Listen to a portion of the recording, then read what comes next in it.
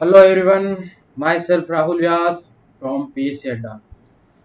Friends, MPPSC pre को ध्यान में रखते हुए हमने वर्ल्ड ज्योग्राफी के लिए अलग अलग से जो है सीरीज स्टार्ट की है, जिसमें हम स्पेशली रूप से जो प्री में आने वाले स्पेशल टॉपिक्स हैं, चाहे वहां हम बात करें जैसे कि प्रमुख पर्वत हो गए, मैदान हो गए, ज्वालामुखी हो गए, इत्यादि जितने भी स्पेशल टॉपिक्स हैं जो आपके एमपीपीएससी प्री को ध्यान में रखते हुए बहुत ही इंपॉर्टेंट रखते हैं, बहुत ही मोस्ट आईएम भी रखते हैं, उसके लिए हमने ये स्टार्ट किया है और इसको एक अलग सेपरेट वीडियो में स्टार्ट किया है, जिसमें हम आज बात करेंगे विश्व के प्रमुख ज्वालामुखी के बारे में।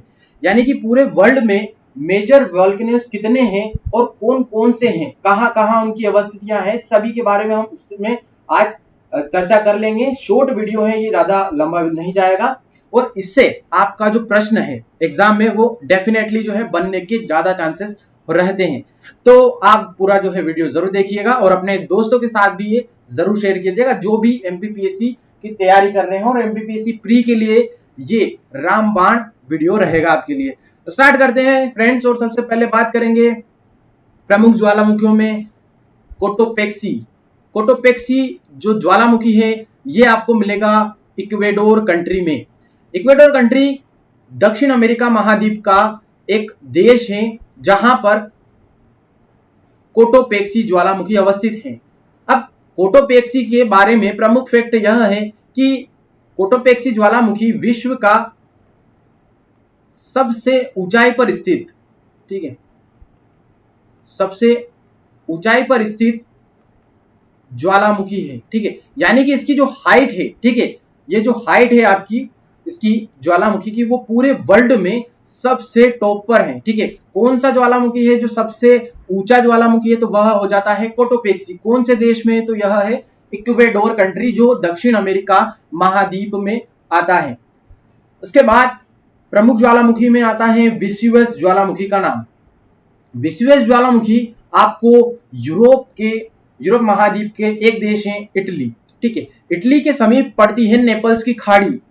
इसी नेपल्स की खाड़ी में यह जो है ज्वालामुखी मौजूद है जिसका नाम है विसुवियस ज्वालामुखी। और यह कौन से प्रकार का ज्वालामुखी है, तो एक वल्केनो तुल्य ज्वालामुखी है जिसमें अलग अलग जो इससे मिलने वाले बादल होते हैं, यानी धुएं के रूप में वह दूर तक जो है फैल जाते हैं। ठीक है, इस प्रकार का यह ज्वालामुखी है और यह कहां पे है, तो इटली में है। ठीक है, इटली की एक पास में नेपल्स की खाड़ी है जहां पर मिलेगा आपको विसिवियस वोल्केनोस।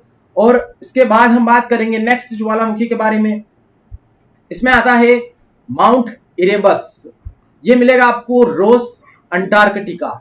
जो अंटार्कटिका महाद्वीप है पूरा जो है, जिसे हम व्हाइट सफेद महाद्वीप भी कहते हैं, और जिसपे मानव की जो है अभी उपस्थिति मौजूद नहीं है, वहां पर अभी मनुष्य नहीं रहता है। तो वहां पर जो अंटार्कटिका हमारा जो सातवां महाद्वीप है, वहां पर एक स्थान है रोस।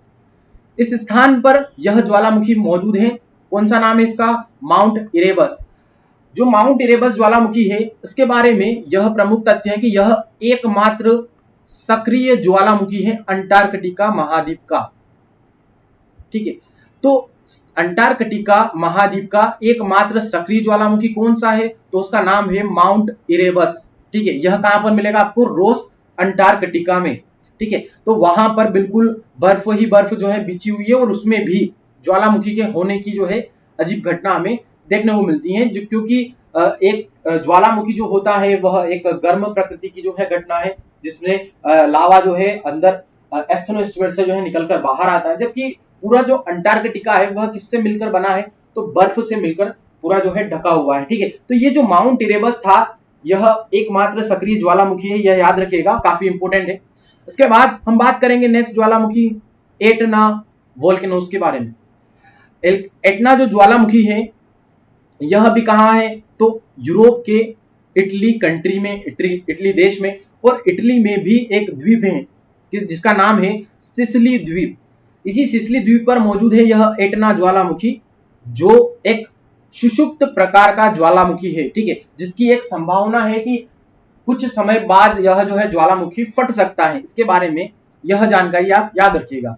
इसके बाद हम बात करेंगे नेक्स्ट ज्वालामुखी के बारे में, बहुत ही आईएमपी और इंपोर्टेंट है, जिसका नाम है स्ट्रामबोली ज्वालामुखी। स्ट्राम्बोली ज्वालामुखी कौन से प्रकार का है? तो यह स्ट्राम्बोली प्रकार का ही, यानी कि इसमें जो अम्ल की मात्रा होती है वो एक लिमिट में होती है और इसमें अगर रुकावट नहीं होती है, ठीक है, रुक रुक कर जो है इसमें विस्फोट होने की संभावना बहुत ही कम रहती है। इस प्रकार का ज्वालामुखी जो होता है उसको बोला जाता है स्ट्राम्बोली ज्वालामुखी, और इसका नाम भी जो है इसी लिए रखा गया है कि जो स्ट्राम्बोली ज्वालामुखी है यह आपको मिलेगा भूमध्य सागर में, ठीक है। भूमध्य सागर में एक जगह है लिपारी द्वीप, ठीक है, जो लिपारी द्वीप है उसी पर मौजूद है यह स्ट्राम्बोली ज्वालामुखी, और कहां पर है? तो भूमध्य सागर में। इसके बारे में प्रमुख फैक्ट यह याद रखिएगा कि स्ट्राम्बोली ज्वालामुखी को भूमध्य सागर का प्रकाश स्तंभ कहा जाता है, ठीक है। अब प्रकाश स्तंभ यानी कि लाइट हाउस, लाइट हाउस इसे कहने का रीजन सिर्फ इतना सा है यहां पर कि जो स्ट्राम्बोली ज्वालामुखी है यह लगभग 3 दिनों के भीतर, ठीक है, प्रत्येक 3 दिनों के अंतराल पर यह जो है विस्फोटित होता रहता है। इसमें जो है लावा का उद्गार हर तीसरे दिन होने की संभावना रहती है और होता भी रहता है। इसकी वजह से क्या होता है कि जो पूरा भूमध्य सागर का एरिया है जहां पर इसके विस्फोट होने के फलस्वरूप हर 3 दिन के अंतराल पर होने पर क्या होता रहता है कि इससे जो है रोशनी निकलती रहती है और जो पूरा एरिया है भूमध्य सागर का वो नाइट में भी जो है चमकता रहता है, प्रकाश वहां पर इसकी वजह से दिखता रहता है, इसलिए इसको कहा जाता है भूमध्य सागर का प्रकाश स्तंभ, लाइट हाउस, ठीक है। तो यह बहुत ही प्रमुख है। कहां पर है यह? तो लिपारी द्वीप और भूमध्य सागर में यह स्थित है। इसके बाद एक और ज्वालामुखी है प्रमुख, मेजर ज्वालामुखी है फ्यूजियामा। फ्यूजियामा ज्वालामुखी आपको मिलेगा जापान कंट्री में। जापान का जो द्वीप है, ठीक है, वो अलग अलग 4 द्वीपों से मिलकर बना है जापान, उसमें जो है वहां पर फ्यूजियामा अवस्थित है, मौजूद है।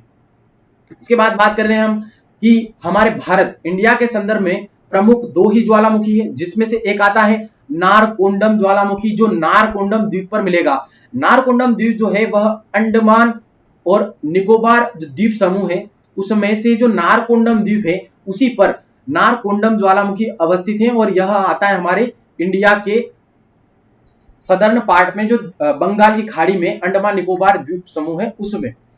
तो इसके बारे में जो प्रमुख तथ्य है यह याद रखिएगा कि जो नारकोंडम ज्वालामुखी है हमारा इंडिया का, वह एक सुषुप्त प्रकार का ज्वालामुखी, यानी इसमें जो है ज्वालामुखी के उद्गार होने की जो है संभावना रहती है, उसके फूटने की संभावना रहती है, परंतु यह लास्ट टाइम काफी लॉन्ग समय पहले जो है विस्फोटित हुआ था नारकोंडम ज्वालामुखी।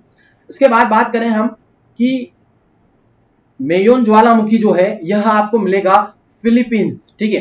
फिलीपींस जो द्वीप समूह है उसमें यह ज्वालामुखी जो है मौजूद है, और यह कुछ इस प्रकार से जो है दिखेगा।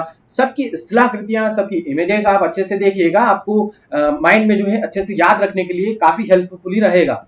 इसके बाद हम बात करेंगे क्राकाताओ, इंडोनेशिया में आता है ज्वालामुखी। यह काफी जो है सुंदर दिखेगा, और यह जो है इसका नाम है क्राकाताओ ज्वालामुखी, और यह कहां पर मिलेगा? तो इंडोनेशिया में, ठीक है। इंडोनेशिया जो है यह भी काफी बड़ा जो है द्वीप समूह, जो हमारी पूरे विश्व में सबसे बड़ा जो द्वीप समूह है वह इंडोनेशिया का ही है, उसी में मौजूद है क्राकाताओ ज्वालामुखी। इसके बाद आता है बेरन ज्वालामुखी, यह भी हमारे इंडिया के संदर्भ में प्रमुख है। तो बेरन ज्वालामुखी के संदर्भ में जो आईएमपी फैक्ट है वह यह है कि यह भी भारत के जो अंडमान निकोबार द्वीप समूह है उसमें मौजूद है, और उसमें भी स्पेशली रूप से यह कहां पर है? तो बेरन जो द्वीप है उसी पर बेरन ज्वालामुखी अवस्थित है। दोनों ही ज्वालामुखी भारत के, चाहे वह नारकोंडम ज्वालामुखी है या बेरन द्वीप पे मौजूद बेरन ज्वालामुखी है, दोनों ही जो है अंडमान निकोबार के नॉर्थ वाले इलाके में आपको मिलेगा। और इसके बारे में जो प्रमुख तथ्य है वह यह है कि यह भारत का एकमात्र सक्रिय ज्वालामुखी है। यह याद रखिएगा कि यह भारत का एकमात्र सक्रिय ज्वालामुखी है। सक्रिय ज्वालामुखी का मतलब होता है कि इसके जो है प्रत्येक वर्ष विस्फोटित होने की जो है संभावना बनी रहती है, कहीं जो है कम समय में ही जो है यह उसमें उद्गार होता रहता है, यानी कि इसमें हमेशा जो है विस्फोट होने की संभावना रहती है, तो उसे हम कहते हैं सक्रिय ज्वालामुखी। इसके बाद बात करेंगे हम पोपा ज्वालामुखी की। पोपा ज्वालामुखी जो है यह म्यांमार का प्रमुख ज्वालामुखी है, और इसकी जो अवस्थिति है, आप देखेंगे कि ये जो ज्वालामुखी है इस प्रकार से काफी पहले जो है समय पे जो है विस्फोटित हुआ था। कई वर्षों से जो है इसमें कोई उद्गार न होने की वजह से यहाँ पर बहुत सारा जो जंगल है आसपास, घास, पेड़ पौधे इत्यादि इस पर जो है उग चुके हैं और यहाँ पर इसका जो मुंह है वह बंद हो चुका है, इसलिए इसको कहा जाता है मृत ज्वालामुखी। ठीक है, तो यह किस प्रकार का ज्वालामुखी है? तो मृत ज्वालामुखी है। और यह कहां पर मिलेगा आपको? तो म्यांमार में, म्यांमार जो कंट्री है हमारे इंडिया के ईस्ट डायरेक्शन में, वहां पर आपको यह ज्वालामुखी मिलेगा। इसके बाद आता है प्रमुख ज्वालामुखी चिम्बारोजो ज्वालामुखी। यह मिलेगा आपको इक्वाडोर में, जो इक्वाडोर दक्षिण अमेरिका का कंट्री है वहीं पर मौजूद है चिम्बाराजो ज्वालामुखी। ठीक है, इसके बाद आते हैं हम माउंट पिली। ठीक है, माउंट पिली जो ज्वालामुखी है यह बहुत ही फेमस है। यह मिलेगा आपको मार्टिनिक द्वीप पे। मार्टिनिक द्वीप कहां पर है? जो कैरिबियाई सागर है। ठीक है, कैरिबियाई सागर कहां पर है? तो यह अमेरिका के ईस्ट वाले डायरेक्शन में, जहां पर मेक्सिको की खाड़ी है या मेक्सिको जो देश है उसके पूर्व में जो कैरिबियाई सागर है, ठीक है, कैरिबियाई कंट्रीज भी कहा जाता है कैरिबियाई सागर में मौजूद देशों को, तो वहां पर कैरिबियाई सागर में एक द्वीप है जिसका नाम है मार्टिनिक द्वीप। मार्टिनिक द्वीप में आपको मिलेगा माउंट पिली ज्वालामुखी और यह काफी फेमस है। ठीक है, तो माउंट पिली ज्वालामुखी कहां पर है यह याद रखेगा और इसका जो इमेज है वह भी आप अच्छे से देख लीजिए। उसके बाद हम बात करेंगे माउंट कैमरून ज्वालामुखी की। माउंट कैमरून ज्वालामुखी इसलिए चर्चित रहता है कि यह जो है एकमात्र अफ्रीका का सक्रिय ज्वालामुखी है। ठीक है, यह याद रखिएगा, जो अफ्रीका महाद्वीप है, अफ्रीका कॉन्टिनेंटल से, उसका एकमात्र सक्रिय ज्वालामुखी है वह कौन सा है? तो माउंट कैमरून है, जो आपको अफ्रीका महाद्वीप में मिलेगा।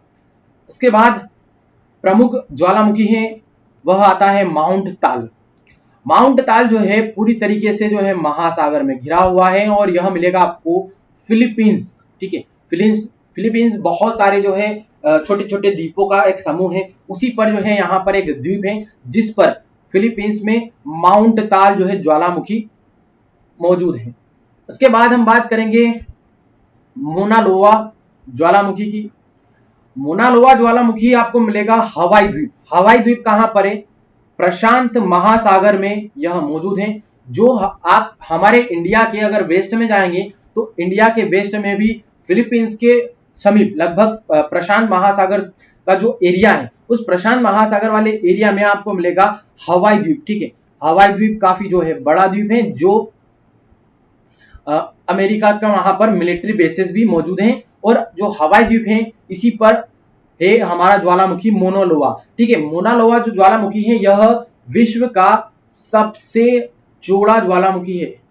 यह याद रखिएगा कि विश्व का सबसे चौड़ा ज्वालामुखी जो है कौन सा है? तो वह है मोनालोवा ज्वालामुखी। ठीक है, यह काफी जो है बड़ा है, चारों ओर से जो है फैला हुआ है पूरे एरिया में, हवाई द्वीप पर यह अवस्थित है। इसके बाद आता है अलास्का का कटमई पर्वत। ठीक है, अलास्का का जो कटमई पर्वत है, अलास्का कहां पर है? तो अलास्का अभी यूएसए के अंडर में आता है और अलास्का जो है आपको उत्तरी अमेरिका के नॉर्थ में और कनाडा के उत्तरी नॉर्थ में जब आप जाएंगे तो वहां पर भी आपको रूस के पूर्वी इलाके में मिलेगा। तो जो अलास्का है, ठीक है, अलास्का एक यूएसए का प्रदेश है। अब तो अलास्का का जो एरिया है वहां पर आपको मिलेगा कटमई पर्वत। अब जो कटमई पर्वत है यहाँ पर क्या है कि इसके संदर्भ में यह फैक्ट इंपॉर्टेंट है कि इसको बोला जाता है हजार द्वारों की घाटी। ठीक है, 10,000 द्वारों की घाटी इसे कहा जाता है। द्वारे क्या होते हैं कि जब कभी भी ज्वालामुखी की अंतिम अवस्था होती है तो उसमें राख और सिर्फ जो है गैसेस ही जो है निकलती रहती हैं, तो उस समय कंडीशन में इस प्रकार की जो है स्थिति निर्मित होती है ज्वालामुखी में, तो उसको कहा जाता है द्वारे। और जो उदाहरण है इसका एग्जाम्पल वो है अलास्का का कटमई पर्वत। कटमई पर्वत में जो है इसी प्रकार से इसको कहा जाता है 10,000 द्वारों की घाटी, क्योंकि इसमें जो है गैसेस ही गैसेस जो है वहां पर निरंतर निकलती रहती हैं, जो कहां पर है? अलास्का में मौजूद है। इसके बाद बात करेंगे हम माउंट रेनियर की। ठीक है, माउंट रेनियर आपको मिलेगा यूनाइटेड स्टेट्स अमेरिका में, जो अमेरिका है पावरफुल कंट्रीज, उसमें मिलेगा आपको माउंट रेनियर। माउंट रेनियर जो है इस प्रकार जो है ये दिखता है और काफी फेमस है। इसके बाद फिलीपींस का एक और जो है फेमस ज्वालामुखी है माउंट पिनाटुबो। ठीक है, तो माउंट पिनाटुबो कहां पर है? तो वह मौजूद है फिलीपींस में। इसके बाद आते हैं माउंट शस्ता पर। माउंट शस्ता जो है काफी फेमस एग्जाम्पल है ज्वालामुखी में, और माउंट जो शस्ता है, ठीक है, यह कहां पर है तो यूनाइटेड स्टेट्स अमेरिका में है, यानी कि अमेरिका जो काफी कंट्री है बड़ा, ठीक है, अमेरिका, वहां पर आपको मिलेगा माउंट शस्ता। इसके बाद आता है ओजस डेल सलाडो, ठीक है, ओजस डेल सलाडो जो ज्वालामुखी है, यह मिलेगा आपको अर्जेंटीना और चिली की जो बाउंड्री है उस पर मौजूद है यह। और मुख्यतः हम बात करें तो इसके प्रमुख फैक्ट की कि जो ओजस डेल सलाडो है, यह सभी ज्वालामुखी में सबसे ऊंचाई पर स्थित ज्वालामुखी है। यह हमें जो है पढ़ने को मिलता है, यह याद रखिएगा कि सबसे ऊंचाई पर यह मिलता है ओजस डेल सलाडो मुखी, ठीक है। सबसे ऊंचाई वाला जो ज्वालामुखी है वह कौन सा है तो ओजस डेल सलाडो। अब यहां पर मैंने आपको बताया कि सबसे ऊंचा जो ज्वालामुखी है वह कौन सा है तो कोटोपेक्सी है, इक्वेडोर वाला। परंतु कुछ बुक्स में ओजस डेल सलाडो को भी माना जाता है क्योंकि इसकी जो हाइट है वो लगभग 7,000 मीटर के आसपास है। परंतु हमें जो है यहाँ पर दोनों फैक्ट याद रखिएगा, क्योंकि अधिकतर जो है हमें कोटोपेक्सी ही सबसे ऊंचा ज्वालामुखी पढ़ने को मिलता है, परंतु ओजस डेल सलाडो भी कहीं कहीं हमें देखने को मिलता है, इसलिए दोनों जो है आप याद रखिएगा। इसके बाद हम बात करेंगे लास्ट और अंतिम ज्वालामुखी की, यह है हेकला ज्वालामुखी। हेकला ज्वालामुखी जो है यह मिलेगा आपको आइसलैंड। आइसलैंड कहां पर है तो जो नॉर्वेन कंट्रीज हैं, यानी कि हमारे आर्कटिक महासागर के समीप वाले कंट्री, बिल्कुल नॉर्थ पोल के समीप, वो जितने भी कंट्रीज हैं वहां पर आपको मिलेगा एक और आइसलैंड। आइसलैंड में ही जो है हेकला ज्वालामुखी मौजूद है। इसके अलावा यहाँ पर एक और आता है लोकी ज्वालामुखी, ठीक है। हेकला के अलावा एक और ज्वालामुखी है लोकी ज्वालामुखी। तो ये दोनों जो ज्वालामुखी हैं ये प्रमुख ज्वालामुखी हैं और यह आपको मिलेंगे आइसलैंड में, ठीक है। तो यहाँ पर दोस्तों हमारा जो वीडियो है, शॉर्ट वीडियो, यह जो है कंप्लीट होता है और इसमें जो है आपको यहाँ पर सभी जो ज्वालामुखी, जो प्रमुख प्रमुख जो ज्वालामुखी हमारे विश्व के, वह सभी जो है जानने को मिले होंगे। तो आपको ये छोटा सा वीडियो आपको कैसा लगा है और आपकी जो है एग्जाम के लिए कितना इंपॉर्टेंट रखता है, अब यहाँ पर आप समझ गए होंगे। तो आप जो है हमें लाइक और शेयर करके जो है जरूर बताइएगा, ताकि हम जो है इस पर और अच्छे से काम कर पाए। तो आज के लिए जो है इतना ही, और आपको वीडियो कैसा लगा ये जरूर बताइएगा। धन्यवाद।